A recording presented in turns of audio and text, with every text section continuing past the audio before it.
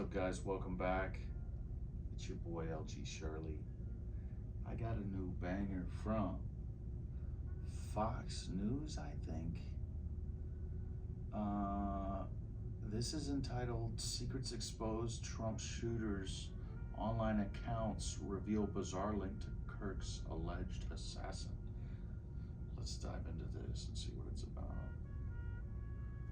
The would-be Trump assassin Thomas Crooks, raising serious questions about whether federal agencies missed red flags before last year's shooting in Butler, Pennsylvania. The New York Post's Miranda Devine reporting that a source reviewed 17 social media accounts tied to Crooks, revealing an extensive online footprint the feds have not openly discussed. Crooks allegedly used they, them pronouns on the platform, posted years of violent rhetoric, and flipped from pro-Trump to openly anti-Trump in the months leading up to the attack. One former FBI agent telling Devine if they...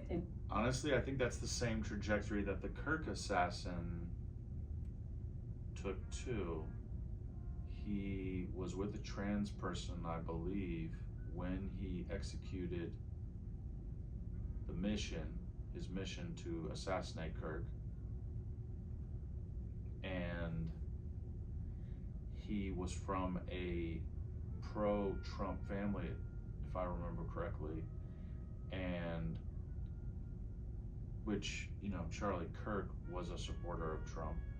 And then in the recent months leading up to Charlie Kirk's assassination, Charlie Kirk's assassin also became increasingly anti-Trump. So investigated that kid. There is a record of it, and there's an assessment that some leader made that was not a threat, or it rose to a level. And I'm wondering, are they saying they were in the same group? That's entirely likely and not that big of a deal. I don't even think it's that much of a connection, but let's see. He did something else. New York Post columnist Miranda Devine joins us now. Miranda, welcome to you. Seems that you've got some pretty big findings here. What have your sources revealed to you? Thanks, Sandra. Well, they've told us that there was actually a very large digital footprint left behind by 20-year-old Thomas Crooks, who was Donald Trump's would-be assassin last year in Butler, Pennsylvania. It's quite a different story to the one that Christopher Wray and his deputy Paula Bate told Congress just in a couple of weeks after that assassination attempt. And we were sort of led to believe that Thomas Crooks was really a go. Wow, that's crazy. I don't know I guess Trump didn't see that figure running along right there. I could see that really easily. That's interesting. That there was no motive that could be ascertained from his online accounts, and yet a source has provided us with a lot of information from 17 different online accounts that Thomas Crooks had, and they range from Google Play to that site you referenced before called DeviantArt, which is probably the biggest or one of the biggest hubs online for this sexual fetish called furries, where people dress up or fantasize about animal characters, cartoon characters. Furries, people that have sexual fetishes for animal cartoon characters or whatever she's talking about, people that dress up like little furry animals with... I've heard it's because they want to remain anonymous and they wear like masks, but they have conventions now everywhere, and it seems like they really get hated on, but I haven't seen how crazy whatever they're doing gets, so I don't know if it's justified. But again, life is about freedom. People should be free to do whatever they want. I don't know why these furries got it pulled into it. It sounds really strange, her bringing furries into it. So I can only imagine that she must really have a big problem with furries, and that furries are really responsible for something grave. And if that's the case, yikes. That are sort of humanized. And so it's very bizarre, but we also saw that with Charlie Kirk's killer, alleged killer Tyler Robinson, who was also involved in this bizarre furry culture. So there's not a lot that... Oh wow, so that's the unifying factor. Being a furry, that's really scary. I guess furries feel so different than the average person, that I can understand the rhetoric coming out of Charlie Kirk is incredibly problematic. You know, it's interesting, we live in a time right now where an actual psychiatrist evaluation of someone, if they are a furry, for example, they do not have a mental illness if they're not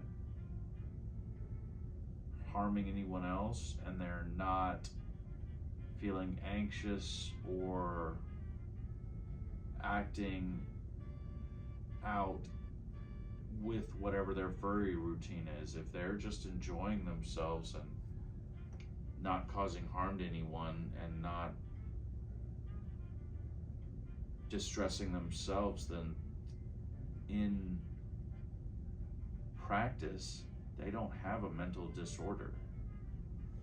That's what ChatGPT will tell you. So it might seem that a lot of people who want things to be incredibly traditional might have a hang up themselves.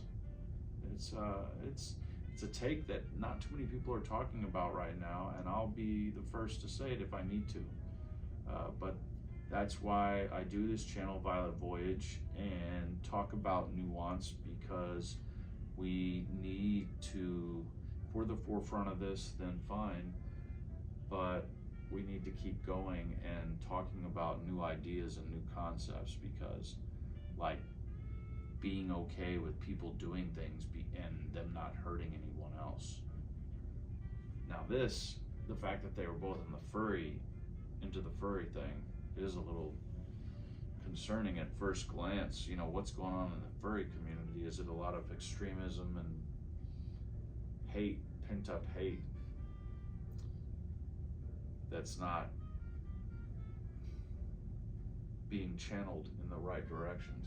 My source discovered on those lines, but there was a little bit the fact that this guy Thomas Crooks was interested in this furry site, spent a lot of time there, had various images that he liked and reposted, and also gave his pronouns as they, them. But I think the more important part is what the comments, his online comments from, he was very young, I mean 15, 16, 17, show us about how he became increasingly violent and sort of radicalized against Democrats. He was pro-Trump. And then in January of 2020, he flipped 180 degrees.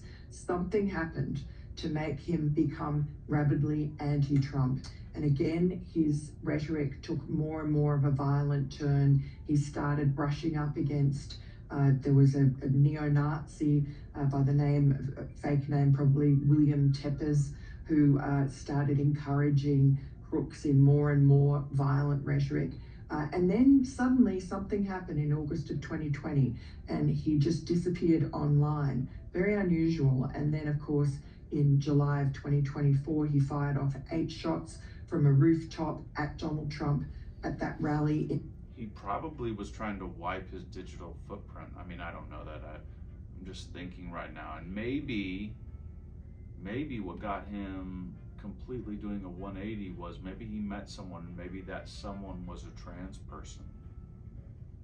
And they convinced him, because he fell in love with this person, that all the things that Donald Trump was about were not inclusive of them. I wonder if that's what it is. I'm just taking a stab at it. In Butler, killing Corey Comparatore, who was sitting behind Donald Trump, and badly injuring 2 other rally goers, and hitting Donald Trump in the ear. Only, by a miracle did Donald Trump not get killed that day. Wow, and he certainly is unsatisfied with the answers President Trump is that he has been given about the circumstances that led up to that moment, that day. Here is the former FBI Deputy Director Paul Bay on Crook's social media. This was July 2024. Listen here. There were over 700 comments posted from this account. Some of these comments, if ultimately attributable to the shooter, appear to reflect anti-Semitic and anti-immigration themes, to espouse political violence, and are described as extreme in nature. So, in your revelations, you say thanks to this enterprising source who uncovered Crook's hidden digital footprint, that we can see that he was misleading Congress by omission because he left out an entire section of Crook's online interactions from January to August of 2020, when he did that ideological backflip that you just described and went from rabidly pro-Trump. Okay, I'm gonna stop it there. It seemed to be slowing in the new information that they were bringing to the table, so it was getting a little in the weeds.